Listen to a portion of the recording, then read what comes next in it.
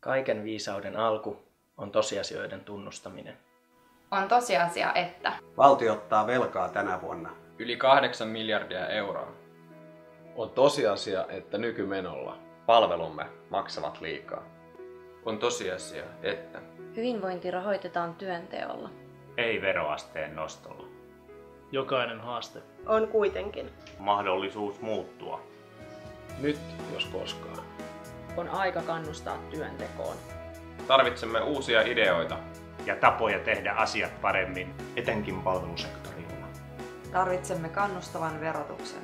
Vaikuttavia keinoja tukea yritysten kasvua. Tarvitsemme ihmisiä, jotka jaksavat ja haluavat tehdä töitä. Tarvitsemme vahvan ja elinvoimaisen metropolialueen. Verot ovat minun elämäni ja sinun elämäsi. Suurin ja tärkein investointi. Sinulla on mahdollisuus päättää, kuka pitää huolta tästä sijoituksesta ja mihin suuntaan Suomea oikein viedään. Tosiasiat tunnustaen. Tosiasiat tunnustaen. Tosiasiat tunnustaen. Tosiasiat tunnustaen.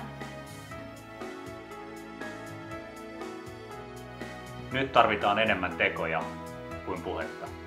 Äänestä Lasse eduskuntaan.